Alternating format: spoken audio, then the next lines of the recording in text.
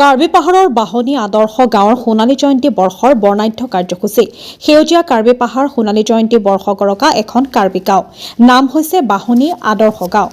1958 চনত প্ৰতিষ্ঠা লাভ কৰা গাঁওখন আৰম্ভণিৰ পৰা বৰ্তমানলৈকে কাৰ্বি সম্প্ৰদায়ৰ পৰিয়ালসকলে বসবাস কৰি আহিছে তাৰ সমান্তৰালকৈ অতীজৰে পৰা ধৰি ৰাখিছে কাৰ্বি জাতিৰ পৰম্পৰা ধৰি ৰাখিছে পৰম্পৰাগত সাজ পোছাক ৰীতি-নীতি গীত-মাত খেল ধেমালি সহ বিভিন্ন দিশ এইবেলি কাৰ্বি আংলঙৰ বকলিয়া ঘাট এলেকাৰ বাহনী আদৰ্শ গাঁৱৰ ৩০ শতাধিক কাৰ্বি পৰিয়াল লগ হৈ অনুষ্ঠিত কৰিছে আদৰ্শ গাঁওখনৰ সোণালী জয়ন্তী বৰ্ষ আদৰ্শ গাঁৱত এতিয়া দুদিনীয়া বৰ্ণাঢ্য কাৰ্যসূচীত উৎসৱমুখৰ পৰিৱেশ ইতিমধ্যে এই কাৰ্যসূচী সফল কৰি তুলিবলৈ ৰাজু টেৰাঙক সভাপতি আৰু বিজয় হানছেক সম্পাদক হিচাপে লৈ গঠিত সোণালী জয়ন্তী বৰ্ষ উদযাপনৰ শক্তিশালী আদৰণি সমিতিখনে সুদীৰ্ঘ দিনৰে পৰা বাহনী আদৰ্শ গাঁৱৰ খেলপথাৰত ব্যাপক প্ৰস্তুতিৰে সজাই পৰাই তোলা পৰিলক্ষিত হোৱাৰ লগতে চাৰিটাকৈ আকৰ্ষণীয় সেলফি জোন গঢ়ি তোলে অনুষ্ঠানত কাৰ্বি সম্প্ৰদায়ৰ কণকণ শিশু কিশোৰ কিশোৰী সহ যুৱক যুৱতী পুৰুষ মহিলা আৰু গাঁৱৰ বয়োজ্যেষ্ঠসকলে অংশগ্ৰহণ কৰে উল্লেখযোগ্য যে অনুষ্ঠানৰ প্ৰথম দিনাৰ কাৰ্যসূচীত কাৰ্বি আংলং স্বায়ত্তশাসিত পৰিষদৰ কাৰ্যবাহী সদস্য তথা লাংফেৰ পৰিষদীয় সমষ্টিৰ জনপ্ৰতিনিধি মধুৰাম লেকথেৰ লগতে কেইবাগৰাকীও গণ্যমান্য ব্যক্তিয়ে অংশগ্ৰহণ কৰি কাৰ্যসূচীৰ হোষ্টত বৃদ্ধি কৰে কাৰ্বি আংলং জিলাৰ ডকমকাৰ পৰা নেত্ৰকমল শৰ্মাৰ ৰিপৰ্ট নিভাজ অসম লাইভ আজি আমি আমাৰ বাহনী আদৰ্শ গাঁওখন সোণালী জয়ন্তী অনুষ্ঠিত কৰিবলৈ গৈ আছোঁ আজি 23 আৰু অহাকালি 24 তাৰিখে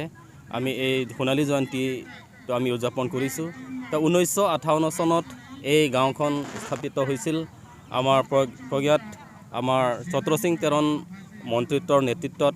তেতিয়া আমাৰ এই গাঁওখন স্থাপিত হৈছিল তেতিয়া কমৈ ৰংহাং গাঁও ফুকন ৰংপি গাঁও তথা ফাবিকেথে ৰংপি গাঁও বংটক তেৰাং গাঁও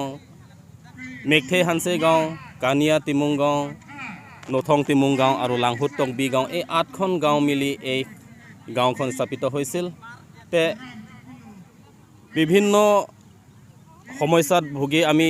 1950 বছৰত আমি এই সোণালী জয়ন্তী অনুষ্ঠিত কৰিব লাগিছিল তথাপি আমাৰ সেই অনুষ্ঠান তেতিয়া আমি অনুষ্ঠিত কৰিব নোৱাৰিছিলোঁ তে আজি আমি 66 বছৰ ভৰি দি এই সোণালী জয়ন্তীটো আমি পাতিবলৈ সক্ষম হৈছোঁ তে এইখন গাঁও বিশেষকৈ কাৰ্বি জনজাতিসকলে আমাৰ ইয়াত বাস কৰে পূৰ্বৰ পৰা আজিলৈকে কাৰ্বি গাঁও হিচাপে এখন গাঁও আছে আৰু ভৱিষ্যতেও কাৰ্বি গাঁৱে থাকিব তে আজি আমি নিজকে অলপ গৌৰৱ অনুভৱ কৰিছোঁ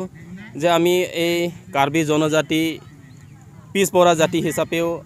আজি আমি নিজকে অলপ আগুৱাব পাৰিছোঁ এনেকুৱা অনুভৱ কৰিছোঁ তে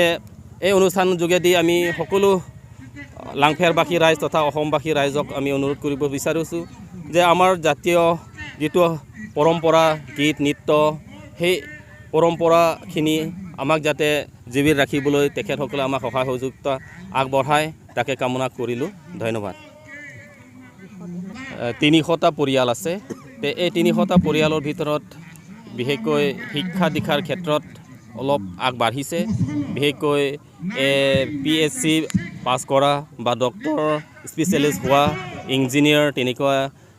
বিভিন্ন ক্ষেত্ৰত অফিচাৰ হোৱা প্ৰফেচাৰ হোৱা বহুত ক্ষেত্ৰত আগবাঢ়িছে সেইকাৰণে আমি নিজকে অলপ গৌৰৱ অনুভৱ কৰিছোঁ